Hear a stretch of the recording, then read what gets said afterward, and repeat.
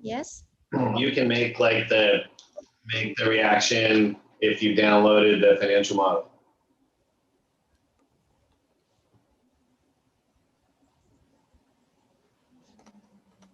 Okay, good. So what I would like to do is I'm going to walk you through the model. So I'll share my screen to walk through the model and then take questions. I can talk about how the model works and also take questions from you about your financial modeling. But I think I probably already discussed in general terms about financial modeling in the previous class, but just to review. So what's the goal of our financial modeling?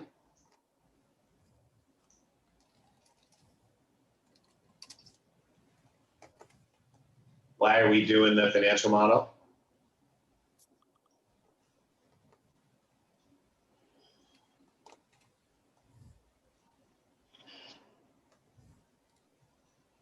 Nobody, you can type in the chat, it's okay. So create a roadmap. Okay, what else? That's one reason. What else? Mimic our performance financially over time of the business, like. Okay, mimic means what? So it means that we see that how we're gonna reach financially over the next few years, and how we can see the business performance in terms of our financial performance. Okay, so are we doing our financial model with the goal of predicting our actual performance?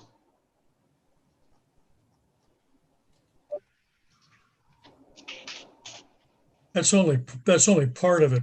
The main thing is to give a reality check as to what our assumptions are and to see if they fit within the smell test or the eyeball test on what's happening in the real world.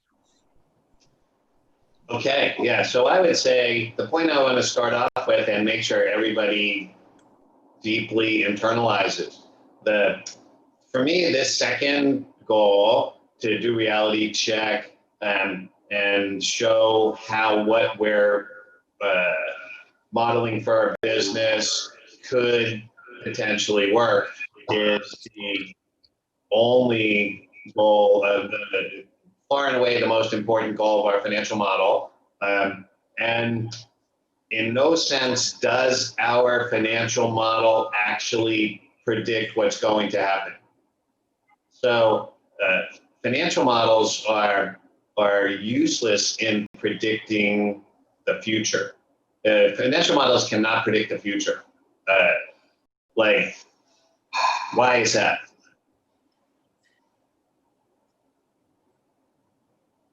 Or let me ask you a different question. Let's say we do a 5-year, let's think of a very simple financial model. The backbone of our financial model is what? The backbone of our financial model is our 5-year revenue forecast. Everything else in our model hinges on that, and will be projected in relation to that. So we can think about that 5-year financial forecast as just 5 points on a curve. So our 5-year revenue forecast is 5 points on a curve in a 2-dimensional XY space. So usually where Y is our level of revenue and X is time. So imagine, you have a just very simple chart like that shows those 5 points connected by a line. So what's the probability that this forecast will be correct? 0. 0. So this forecast this line has no predictive value in telling us what is actually going to happen. What's the probability that it'll be, within plus or minus, 5% of what actually happens?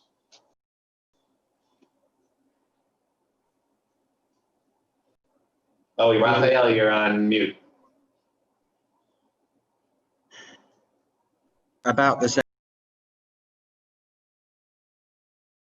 same, maybe 5%. It's also 0. Then, because, yeah, and, within 10 to 20%, it's also 0. Why do I say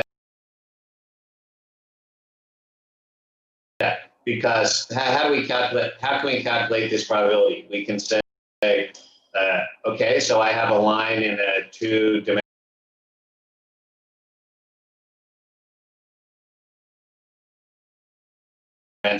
XY space. So that's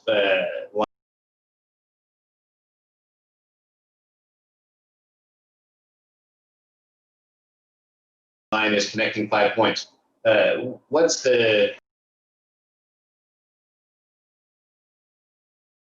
What's the total number of lines that I can draw in that space?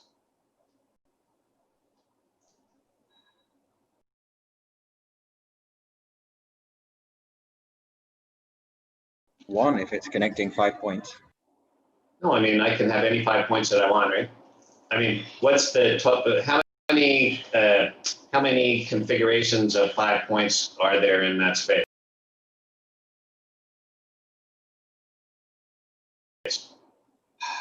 Oh, infinite.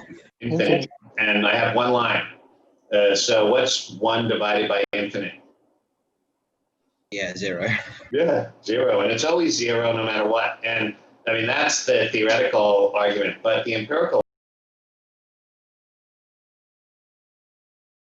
argument is there are no correct financial forecasts, or there are no correct 5-year financial forecasts, or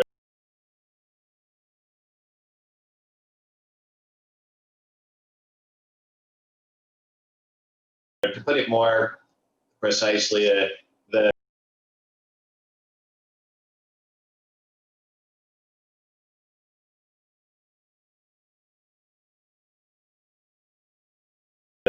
percentage, even if you look at publicly traded companies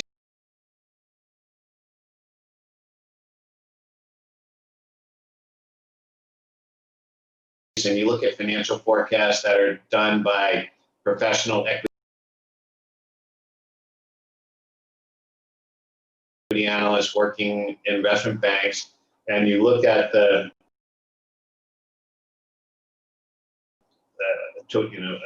as large a sample as possible of the 5-year financial forecast,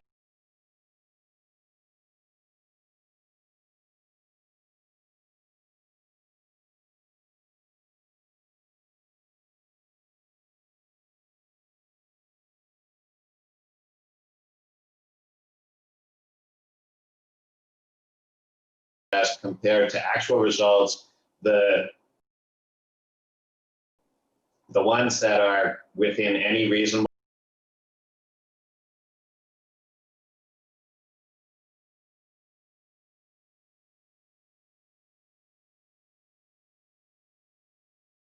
margin of error is the exact same percentage that you would get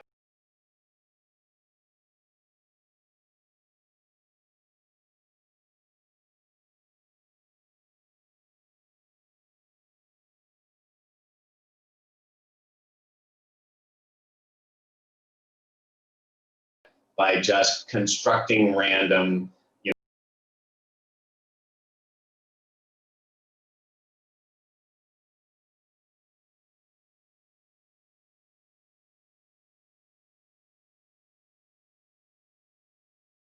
forecasts and comparing to actual. So the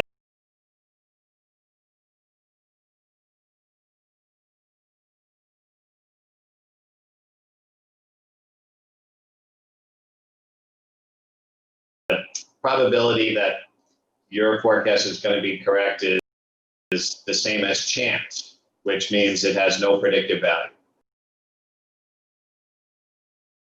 And the reason is very simple, because nobody can predict the future. I mean, and if anybody could predict the future, they wouldn't tell anybody else, because then the value of being able to predict the future would go, down to zero. So also financial performance, even if you could somehow create some type of meaningful model that would be able to have some degree of precision in projecting what's going to happen in the future, but financial markets are nonlinear. They're nonlinear systems, and using any sort of linear model like what we use is never going to give you any meaningful predictions. So I always like to make sure we understand from day one that our financial model, it's not supposed to predict what's going to happen in the future. And anybody who looks at the financial model and thinks that it is predictive doesn't really understand how financial modeling works or why we do it. So if, let's say, if I want to summarize this part, I can say your 5-year financial forecast is going to be wrong. Meaning, if you take your financial forecast and let's say we save it and we wait 5 years and later we overlay your line on the line that really occurred, the probability that it's going to match up in any meaningful way is just random. So,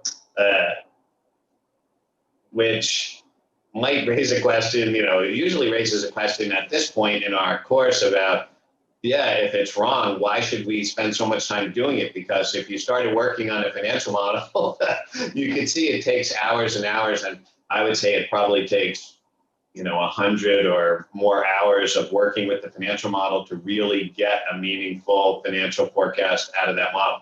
So why spend so much time working on a financial model that's going to be wrong?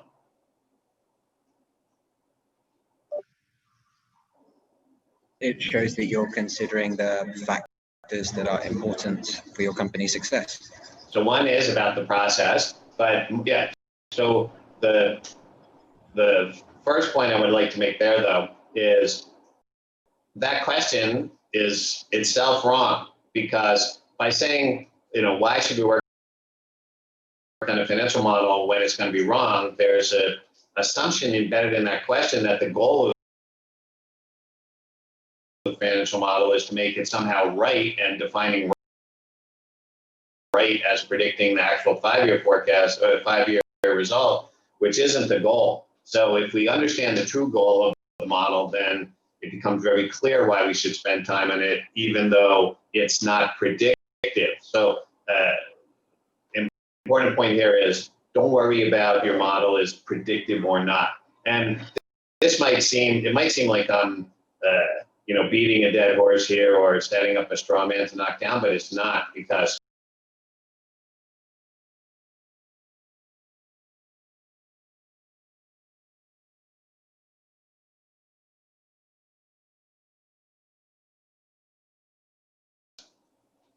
I have conversations on a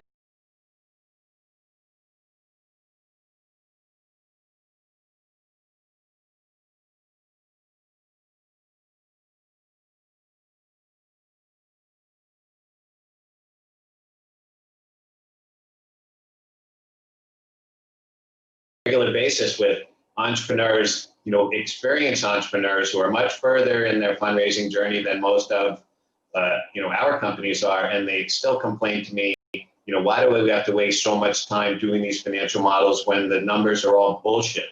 They use a bad word, but and I have to continue to explain, it's not about the numbers are BS or not, because it's about what you do learn from the financial model. So one thing that you learn from doing the financial model is you learn how to, do a financial model, and you demonstrate that you know how to represent your company's financial performance in numbers.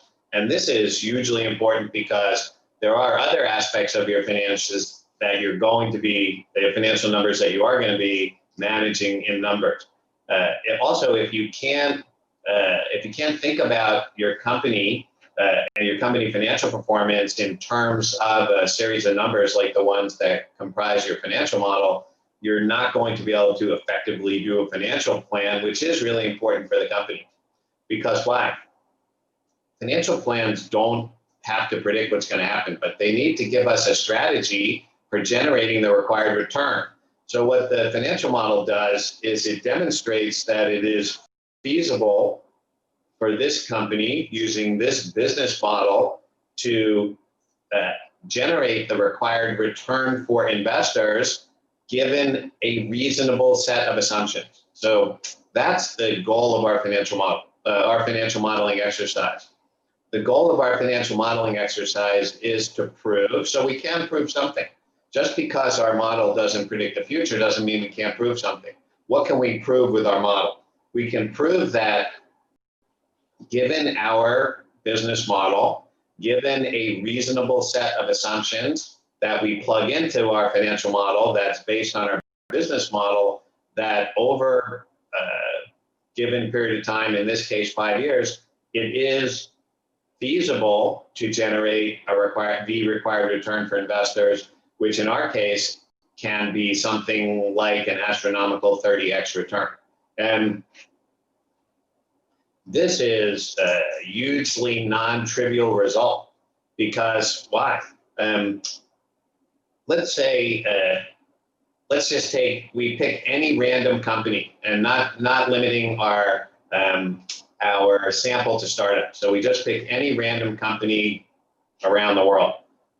And the company can be any stage of development. It can be 6 months old or 100 years old. It can be a startup or a publicly traded company. It can be unknown or one of the best known companies in the world. So we just pick any random company from the universe of companies all around the world.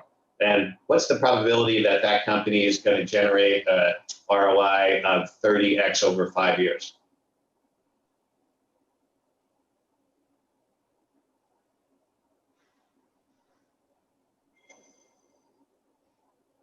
%10%? Sorry, I missed the question. Could I hear again? So, okay. Let me repeat the question. So we have we have a universe of companies to select from, which is every company in the world. Not just startup, any company anywhere. What's the probability that that company is going to deliver a 30x, 3,000% return to investors over the next 5 years?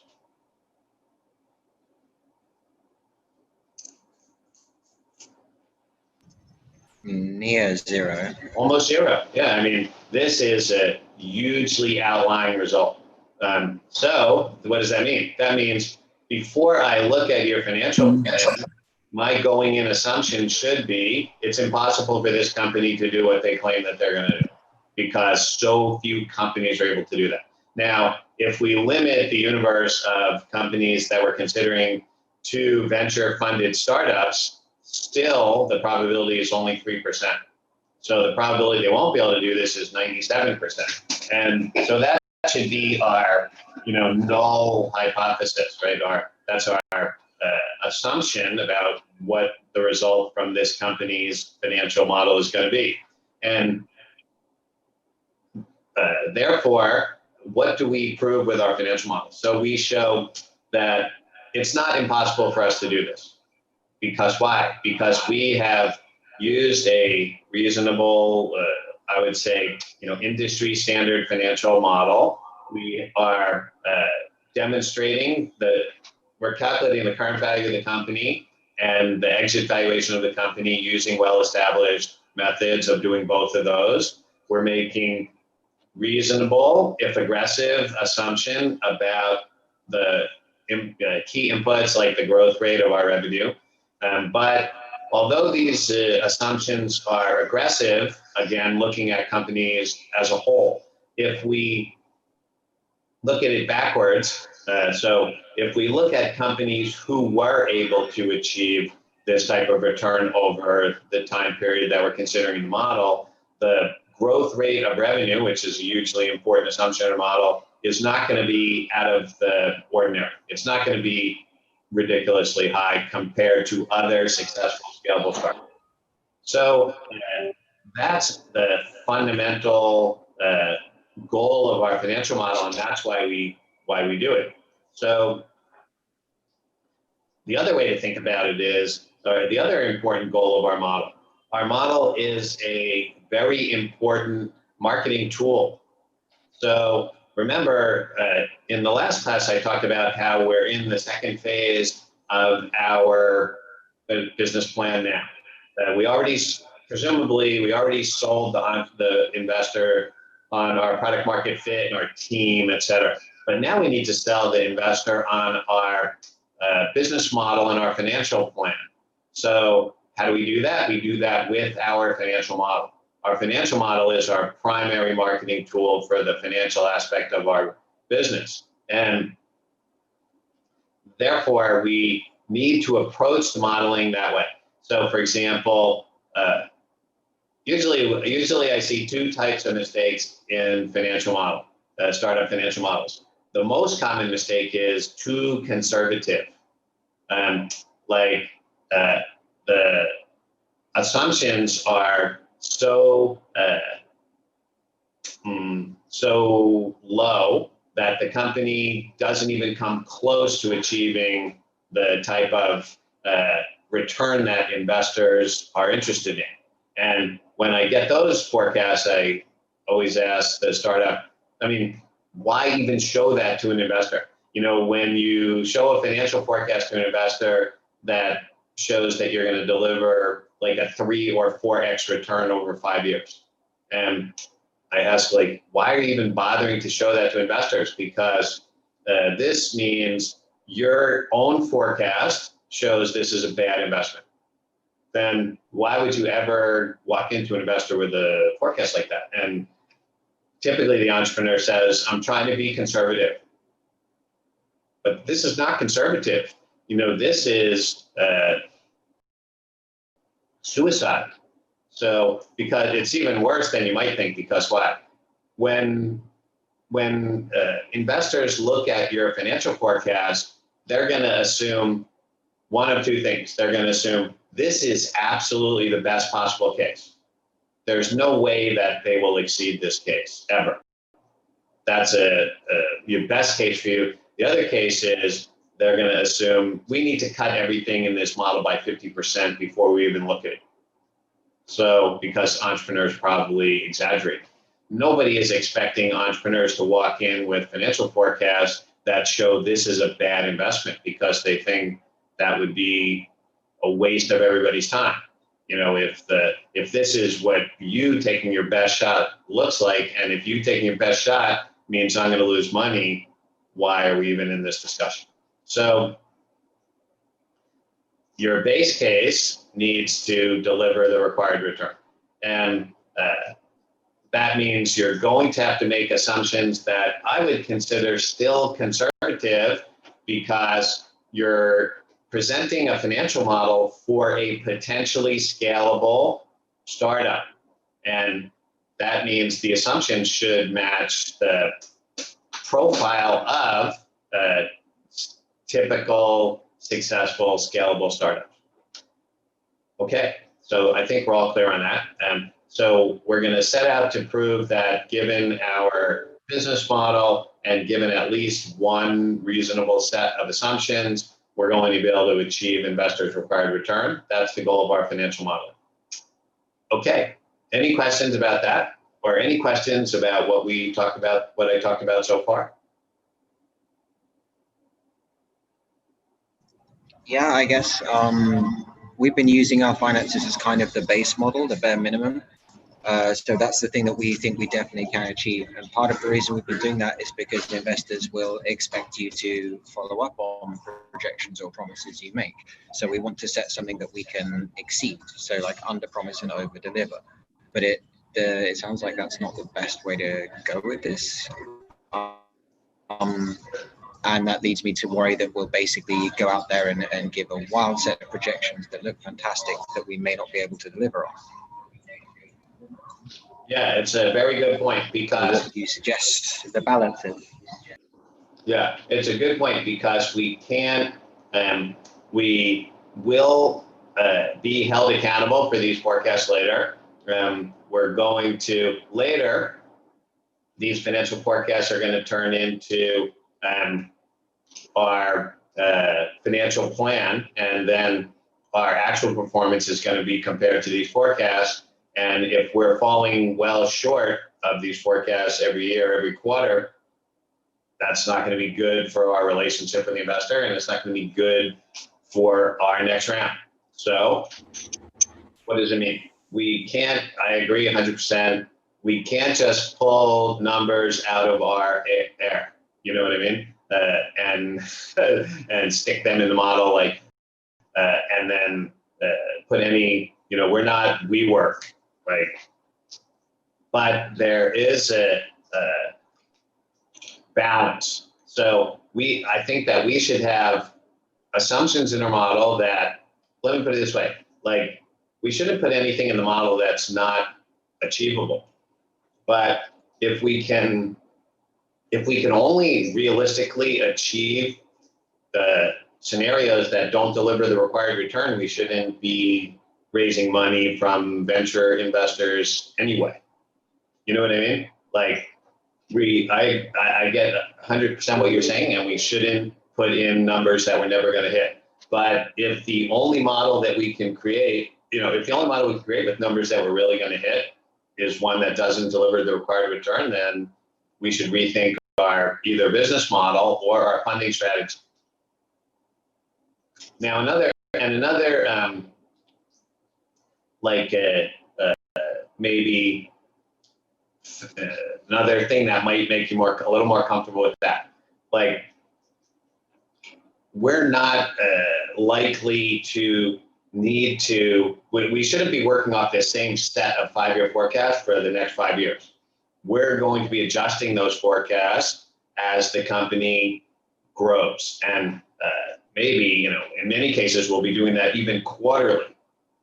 So if we, for example, we have a set of, we start out with a 5-year financial forecast that shows what we're going to accomplish, but things are going more slowly in the first year than we expected, then we're going to have to go back and reforecast, adjust the forecast based on what's really going on in the market. Now, if we have an investor that objects to that and says, wait a minute, no, you got to beat your original forecast, like, this is wrong, then that was the wrong investor. So this might be a good thing I do know some investors like that. I think that's totally wrong. If this might be a good point to discuss with potential investors, how they deal with situations like that. But the way that I like to do this financial model, I'm pretty sure that if you approach the financial model with the strategy that I'm describing, which is to show a aggressive but realistic case where you can generate the required return, in real life, most of the time, you're going to either dramatically underperform that line or dramatically overperform. In fact, in most cases, very few companies deliver 30x. What happens is, a lot of companies deliver 0, and a few companies deliver like 500x. And we're never going to be modeling 500x. We're going to be modeling 30x. So your forecast, although it might seem aggressive, but actually it's going to be, if you fail, it's going to be way overly optimistic. If you succeed, it's probably going to be way overly pessimistic, because we're going to have our line, we're going to have a J-shaped revenue curve, but the steepness of the curve and the height to which the curve goes is most likely going to be, in the success case, much higher than what we're going to model. Now, we're not going to model that extreme outcome, because then it gets even more hard to believe. So in that sense, I think you should generally be okay if you adopt this approach. Okay, so I'm going to screen share. Oh, any other questions before we look at the Excel? Okay.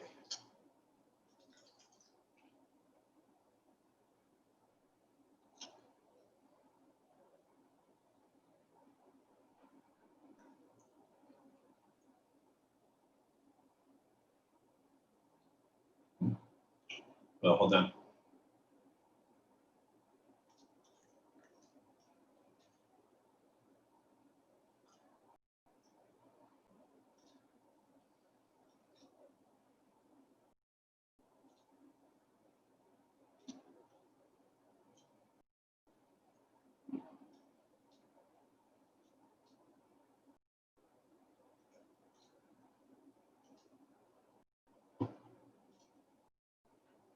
Okay, so here's a screen share of the Excel model. So can everybody see this?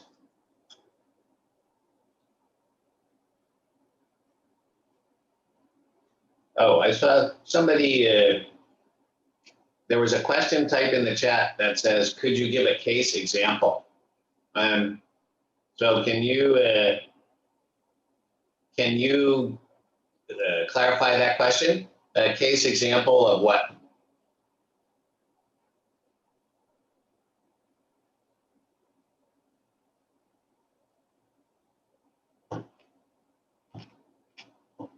This was from XO book.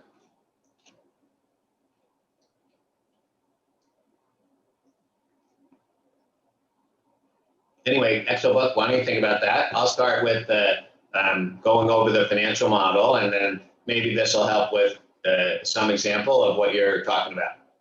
So wait, everybody can see my my screen now in Excel, correct? Okay. Now, the one thing I want you to check, there's a couple of different versions of the model. Make sure you have version 15A. See 15A where my cursor is right now? 15A is the most current version. If you're not working with 15A, it's not the end of the world. All versions of the model work, but 15A is the latest version. It has all the most advanced features, and it also has been corrected some mistakes that were in 15 base. So if you're working on a different version, don't worry. It's the model's pretty similar, so you should be able to update, but take your version and transfer into 15A. If you downloaded the model from the Expara Academy before it was updated, you can go re-download and get the latest version, which should be already updated in your course. So this this page is just some tips, so you don't have to spend a lot of time on this page. The first page in the model and the most important input page is the top-down versus bottom-up revenue page. So I mentioned earlier, the backbone of the financial model is the revenue forecast. And this is true for pretty much all financial models, except in some very specific cases, like drug development startups that have no revenue for many years, maybe ever before they're sold. So we can't use revenue-driven financial models in that case. For pretty much all other companies, we will use revenue-driven forecast models. Why is that? Because revenue typically creates the limiting case for everything else in the company. So because my expenses are paid typically from my revenue plus any investment that I get. So, and in order to generate more revenue, I'm going to need to spend more. So it makes sense to begin the model with the revenue forecast, and it is standard practice in financial modeling, and it will enable our model to stay relevant and meaningful even when we change revenue assumptions if everything in the model is key to revenue or linked to revenue. Now, you remember when we first talked about revenue forecast, or even when we first talked about estimating your market size, I introduced the concept of top-down and bottom-up modeling. And you can see that that is carried forward in our model. And you, at the top, have the ability to input top-down revenue forecast based on total addressable market, how fast that market is going to grow, your target as a percentage of the addressable market, your segment, your entry segment or first segment as a percentage of the target. Then you have an ability to grow your segment size either as that segment grows or as you enter multiple segments in subsequent years. And you also have the ability to model your market share and the growth rate of your market share. Below that, we have the top-down revenue forecast. The bottom-up revenue forecast. So the top-down revenue forecast is, I like to think of it as an estimating our market size based on demand. So this is supposed to show how much spending is available for customers to buy our product. And then the bottom-up revenue forecast, I like to think of as a supply side forecast. So the bottom-up revenue forecast is linked to our company's specific revenue model and gives us the estimate of how much of the top-down demand will we be able to supply given our revenue model and given reasonable assumptions about our revenue model. So because top-down forecast is based on demand and bottom-up revenue forecast is based on supply, when we use these two methods of forecasting together, they should give us the same result because our ability to supply should be equal to 100% of the demand for our product, and vice versa. The demand for our product should be equal to our ability to supply. Now, this relationship gives us a very, I think, useful and powerful method of doing this forecast. Because why?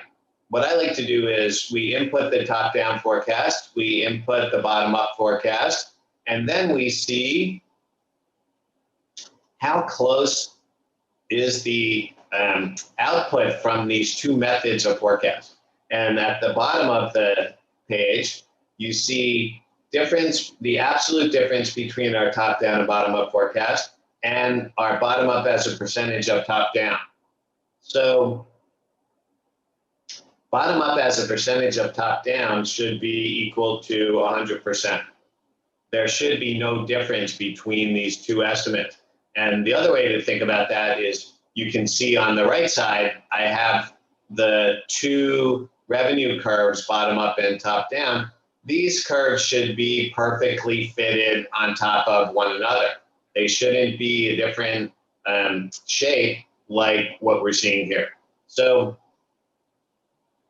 this is not unusual when that they won't match, the two methods won't arrive at the same result in the first go round or the first try. So this actually should, usually happen if we're doing this correctly, because it's highly unlikely that if we make independent assumptions about our top-down and bottom-up revenue forecast, the probability that, again, they're going to come to the exact same conclusion, exact same bottom line is very low. But that's okay, because if we do this one time, then we can use the differences to start to analyze where are the strengths and weaknesses in our forecast so far. Now, in the model, if something is blue, it's an input. if something is not blue, it's not an input. So you should only be inputting into the blue filled cells.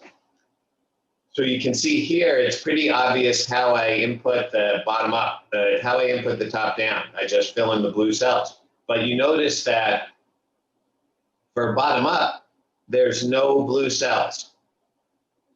So how do I input bottom up? I input bottom up on the next tab.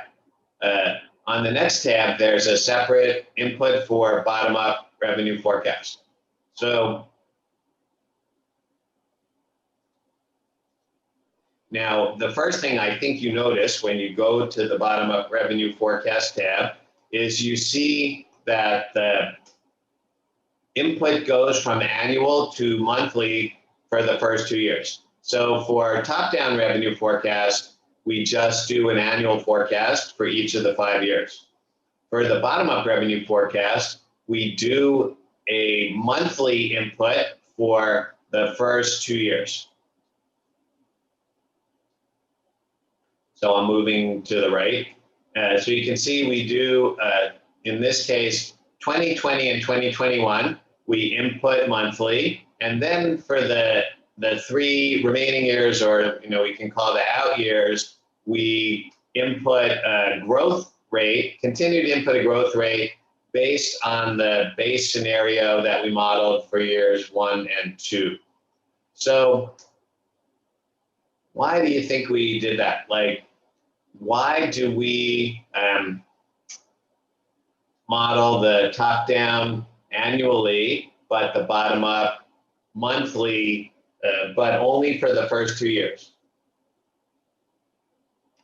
What might be the rationale there? Probably because going anything beyond the first 2 years on a monthly basis would be a little bit ridiculous. Okay, I agree. Like, yeah, it's a very good point. And illustrates the modeling dilemma. What's the fundamental dilemma we have in every model? What's the fundamental dilemma? So what would be the most desirable financial model for our company would be what? Let's say daily, or hourly for 100 years. I mean, if we could really achieve that level of granularity, we would have a lot of confidence in our inputs anyway. But the problem is, the more granular our input and the further into the future that we go, the less confidence we have in the numbers. Because, let's say, what will our annual revenue be in 2025? That's a difficult question to model.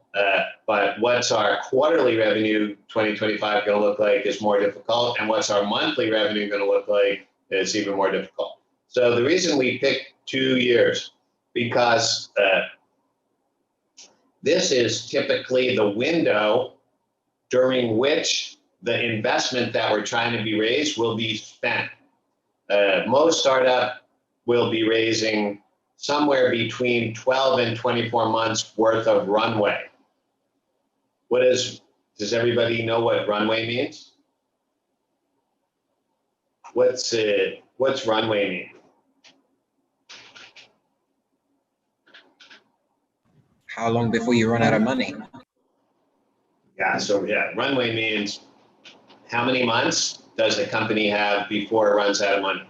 And that's calculated by starting cash minus burn rate times the number of months. So we want to know how will the company be using a very important question for investors, how will the company be using the money raised to generate sufficient growth during the period in which they're going to be deploying this investment, which is generally 12 to 24 months, in order to achieve the milestones for the next round that are going to generate the required metrics and therefore valuation for follow-on investment. So that's why we're going to look more closely at monthly for the first 2 years, but after that, we'll revert back to annually because it starts to become counterproductive to try to model at that level of detail. I'm reminding you. Douglas, take your temperature. I'm reminding you. Douglas, take your temperature. So I'm going to take my temperature. I have to take my temperature twice a day for NUS.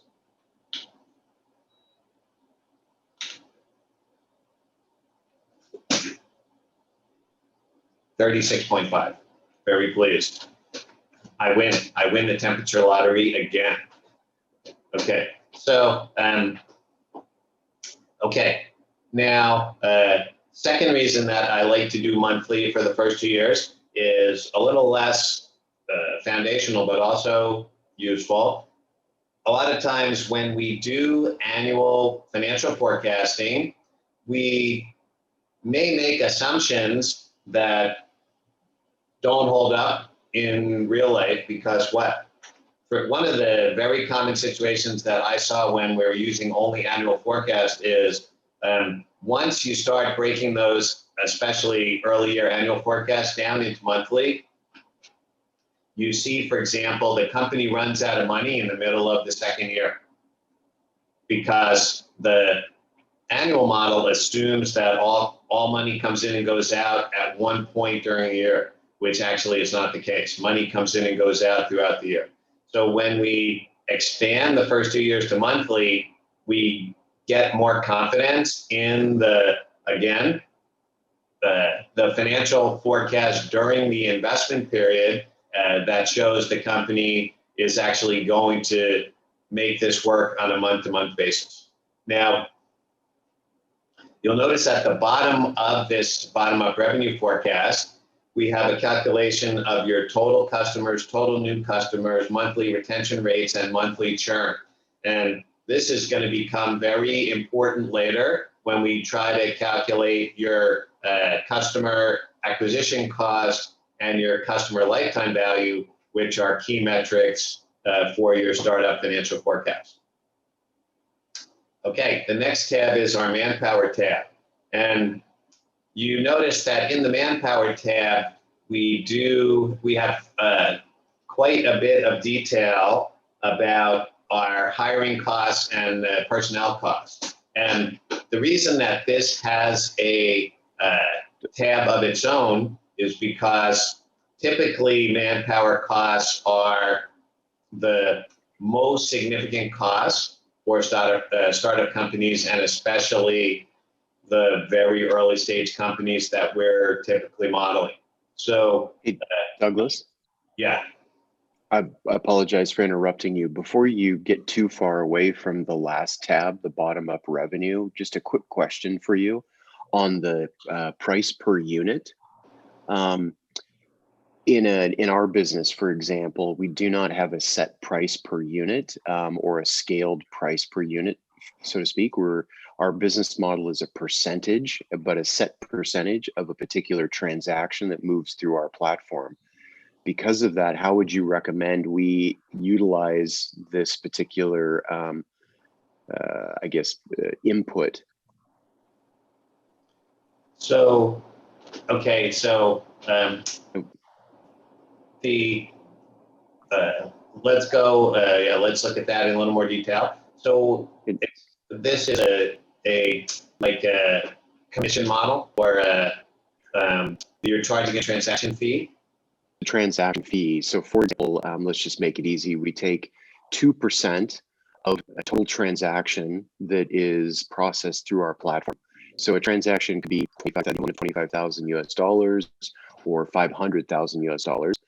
Our transaction fee remains static and flat, but the transaction amount varies. So we're having trouble figuring out how to put an accurate representation of that in this to reflect bottom-up revenue projection.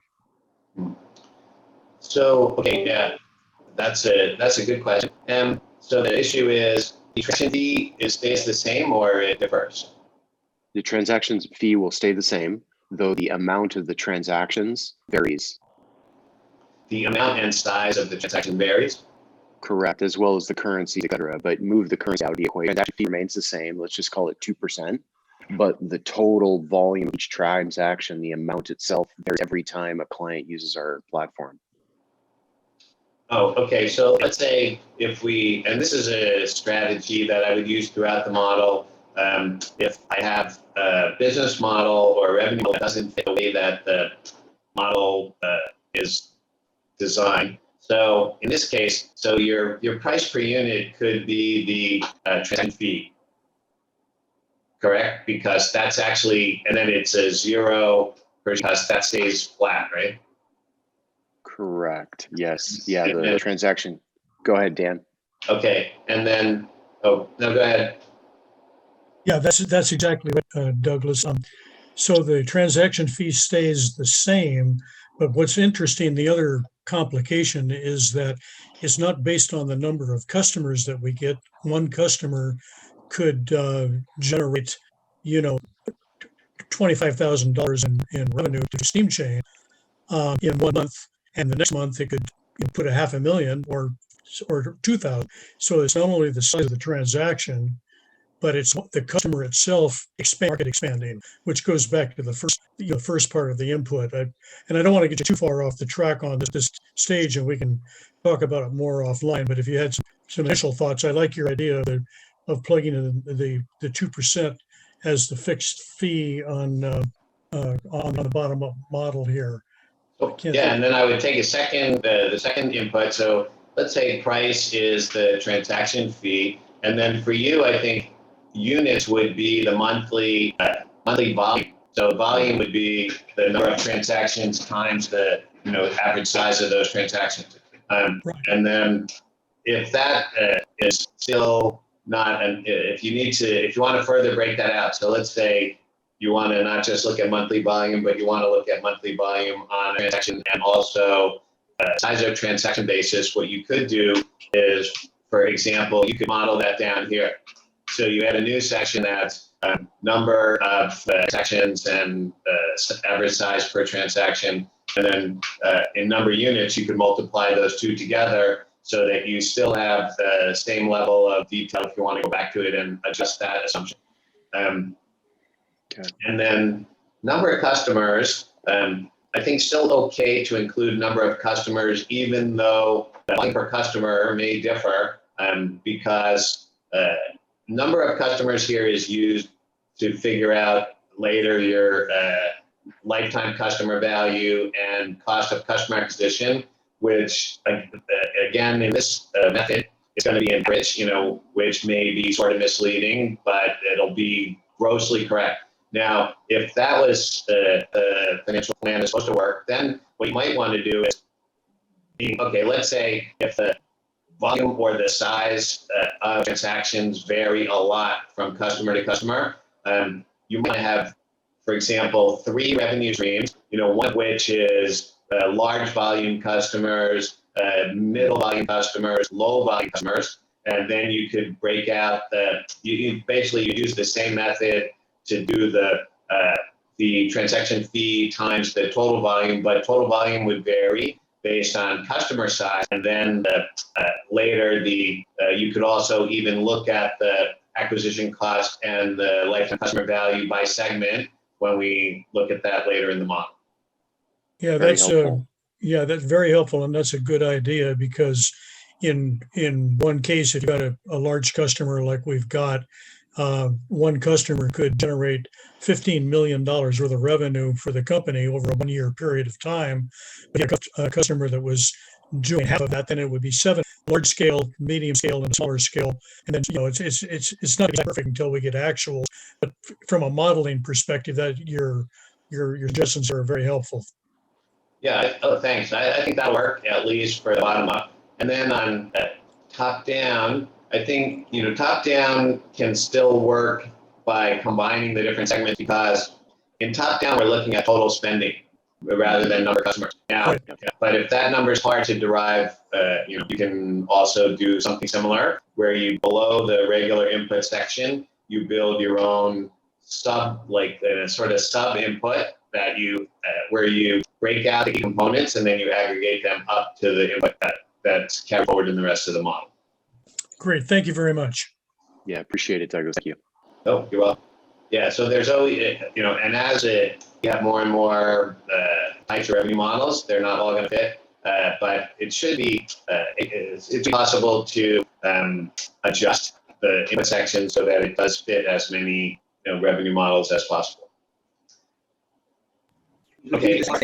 Oh, should we do the same as this for other complex product models? So, for example, for us, products that we're going to be opening up, so we'll start with arms and then expand to legs, but then also we're going to be offering extras, accessories for those, and we're going to be moving into more premium markets. And I'm not really sure how to list that as revenue streams because the average user spend is going to go over time. We're going to have more accessories, not existing ranges, but for new ranges, and it gets a little bit complicated.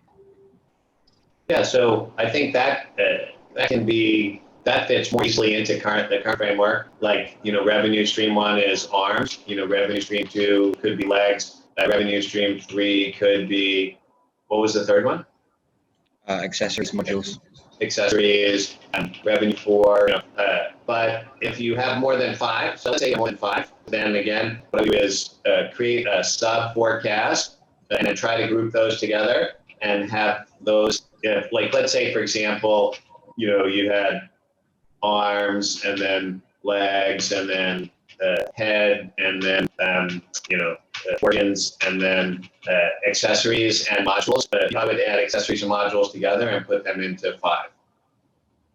Okay, because we're going both horizontally and vertically. So we're going to have a much wider range of products and a range from low end to premium, and we're going to be entering international markets over those next 2 years. So do we also have separate revenue streams to show when we enter a new market?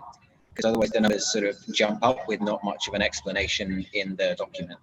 Oh, so yeah, what I would do there, I would look at, that would be at the bottom, each of the different markets and totaling the markets up by product. And it's true that I understand that this information won't be in the Excel, but it will be in your business plan. Because let's say that there's a big jump from year 3 to 4. That's not explained in the Excel, but it's actually very clear in the business plan because in year 3, you entered China. So this is very important that the business plan and the financial model timeline are the same, and that the financial model is reflecting what you're saying you're going to be doing in the business plan, and vice versa, that what you're saying you're going to do in the business plan is reflected in the financial plan. So it's also important, let's say we enter China year 3, so this means we probably going to see a big spike in revenue year 4, depending on what, even if at the beginning of year 3, it's likely what we're going to see is an increase in expense in year 3 without a lot of revenue and then a big jump up in year 4. But I think if that's a big enough component of the revenue model, then that would be a good candidate for separate modeling at the bottom and roll up into the inputs. The reason I like to do separate modeling at the bottom and roll into inputs rather than adding, like, for example, revenue stream 6, 7, 8, because the numbers from each of the formulas in the various sheets in the model are all linked. And if you make changes to the fundamental model structure, it may be okay, but then you're going to have to go confirm that you have taken account of these changes anywhere else in the model, which you probably want to avoid if you're doing that. Yeah, we have had a few when we've given financials that have been 100 lines or more long. Yeah, that's the other thing. You don't want to lead with that. What you want to do, it's better if you lead with something simpler, and then later when investors really drill down and they say, oh, where did you get that number? Then you show the other data input. So I think manpower is pretty straightforward. If you don't have some things like CPF or AWS, don't worry about it. Just make those 0. And those are typically like simpler things. But there might be some, actually, I think Vietnam has anything AWS, like the 13 bonus. So we have a way to incorporate that. If it's not relevant for you, you can just make it 0. Cash flow budget. Now, cash flow budget is a little different from other parts of the model because cash flow budget we're not going to show in the numbers that we print out for investors. So later when we look at the sheets that we're sending to investors, we're not going to see this cash flow budget. But what's really important about the cash flow budget is for you to check and make sure that it's correct. Because you can see here, like, there's a problem in my scenario because from December 2020, I have a negative cash balance all the way to December, for the next year. And that means the company has run out of cash. So that means there's something very wrong with the input. So you're going to go back and fix that. We shouldn't see any negative cash balances, and that's why I highlighted when they occur. So use this cash flow budget as a check on the input scenario that you've done on bottom-up revenue. Basically, what's happened here is you haven't accounted for your expenses properly after December 2020. This also highlights something I want to point out about the model. The numbers that are in the model don't mean anything. I mean, the input numbers. The input numbers are essentially random. So you're supposed to zero out all the inputs with a couple of minor exceptions and then put in your number. When you see an error like this in output, it doesn't mean the model is wrong. It means the inputs are not necessarily consistent. This is our expenditure sheet. So this is where we can input very detailed expenses. So we input the unit and unit price for expenses down below. Again, for 24 months. And then we have a summation of all the inputs that we can look at here. We see these as a percent of revenue. So we understand what that looks like in the first 2 years. And then again, we have annual inputs subject to reasonable growth rates for the next 3 years. So this probably you're pretty comfortable with this part because it's just about inputting your expense forecast. And this brings us to the inputs page. So the inputs page is the very important working section of the model. So after we have input our revenue forecast and after we have input our expense forecasts, we're going to arrive at inputs page. And the inputs page is going to all that together, and we're going to start to see what the financial results of our company look like based on what we input so far. So I'm going to spend a fair amount of time on this page because I want to walk through a couple of the sections here and make sure everybody understands them. So before I start that, let's take a break. It's 3:21 my time, so 2:21 your time. So we'll take a 10-minute break until 3:31 my time and 2:31 your time. And when I come back, we'll walk through the inputs page of the model. Okay, so 10 minutes and back here to look at the inputs page. Up here. So this is when investors say, "Let me see your financial model." This is generally what they mean. The sheet that's called financial. And definitely, you need to send more detail in this at the beginning. Okay, you don't send this part DCF valuation. So typically, what you're going to share with investors is this page and the charts on this page. And in fact, the model is designed to create all the material that you're going to share with investors in your pitch deck and your business plan. So the financial page and the chart page and actually everything after this page are all generated from the input page. So let's start looking at the input page on the top. You can see the first thing that we want to founder's investment. So this means that if the company has any money, this will be how founders are planning to put it. If the company has already raised some angel money, or if the founders are planning to participate in this round, you could put that money here. Money required is how much money are you raising in this round? And this is really important because this is the ask of the investor. So you have to make sure that this is the correct number. After the first year, you can up to 4 rounds of follow-on funding. So this is the investment that we're looking for now. So we're talking to investors, this is how much we're raising. And then these are the amounts that we're modeling will follow in the next 4 years. So typically, you should model at least another 2 rounds of investment like I've done here. And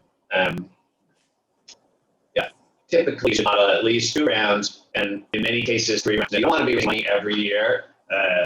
You're going to be raising money every 18 months. So in 4 years, in 5 years, you could probably raise 4 rounds, but at least show 3 rounds, meaning current round is 2 more or 3 more. And remember that the follow-on funding rounds should be significantly bigger than the first round. So if you raise 500,000 in year 1, and if you're raising in year 3, then that should be significantly more than 500,000. So in this case, you can see it's 5 million. And then same thing in the last year. The last funding round shown here is 10 million. So it's not uncommon that funding rounds start to increase dramatically time because the company is growing rapidly. The use of funds in every funding round is going to be to to accelerate the growth of the company. And this also corresponds to valuation is increasing in every round. So as the company is successful with the current funding round, in the next round, valuation will be higher and you'll raise one. So make sure you don't model like 500,000 in round 1 and 250 in the second round. It doesn't make sense. That happens in real life, but that's called a down round or a bridge round. And it's not what you would make the base case of your model. That happens in cases where you underperform your forecast. So you don't want to model a scenario that already constitutes, that already only typically takes place when you underperform. Now notice also that the funding required in year 1 and 2 is red, and this is because we don't have the positive cash flow sheet. Remember, when we looked at the cash flow, there were shortfalls, and this red funding required input tells you got to go back to your cash flows. Like for example, okay, let's say I raise more. So it's 600,000 in year 1, and year 1 turn not red. Let's say I raise 1 million in year 2. Not enough.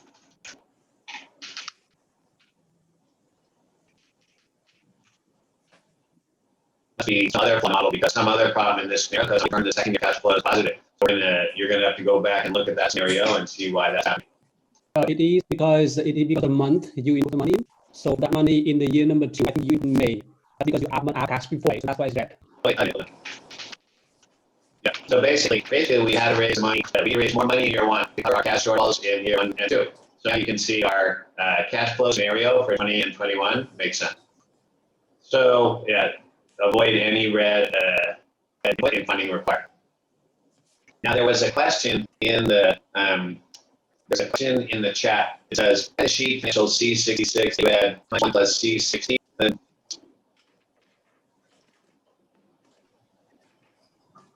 Yeah, I think that more the NPV from the stop at the NPV, but you add it up, multiply by 1 plus C60. Yeah, so I'm not going to cover financial sheet yet, but I'll answer that question because if this is an adjustment to the typical discounted cash flow formula or NPV formula that models think about the way that the typical NPV formula works, it models cash flow occurring at the end of the year. And this adjustment is intended to reflect the cash flows occurring in the middle of the year. In real life, cash flows occur throughout the year. They don't occur once at the year. Of course, they don't occur once in the middle of the year, but the middle of the year is a more meaningful assumption than end of the year. So yeah, that's what that adjustment is intended to reflect. Yeah, okay, so after he removed that part out, doesn't change much with the result. Doesn't change much. So if you're comfortable with it, you can remove it. So all right, thank you.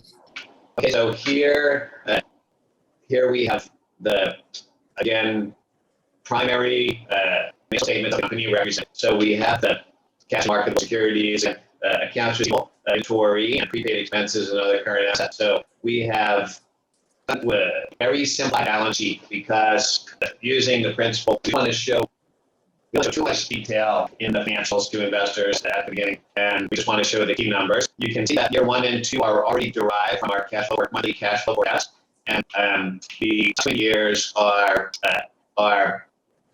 keyed to a growth factor based on our results from the first 2 years. Now, you can notice like accounts receivable. So in year 1 and 2, we have a 30, let's say around 30%. So what does that tell us about our accounts receivable policy? So you want to do a reality check on that number. So what does it mean? It means a certain amount of hold by the buyers, which is we are giving around 3 months of payment. Yeah, exactly. Exactly. And this suggests that our payment terms are about 4 months, or on average, customers are paying around 4 months. So we have 3% of our sales at any time in accounts receivable. It looks like this model looks like our terms getting a little longer in years 3, 4, and 5. We have because we have 35% in 2022 and 34% in 2023. Now, I mentioned that these numbers don't necessarily make sense, but if you were to see those numbers in the forecast, like what would they mean? Why might that happen? Why might our percentage of accounts receivable grow over time? What type of explanation would you expect to have for a course like this, a pattern like this? What do you think is going on with the company here? The company is growing, the revenue is increasing, and that's why the accounts receivable is also increasing. But why? We're not enforcing the terms anymore? I mean, okay, the assumption I would make here is this company is probably moving to bigger clients. Maybe the companies in the market take a little longer. Maybe that's just, I don't know, it may or may not be the case. But, if I was busy, I might want to this way in the change accounts receivable. Now, is there anything else that you noticed that looks weird about the current assets? The percentage of sales is 209%, which is because of the funding missing. Yeah, yes, they have a lot of cash. That doesn't, that's a big number, but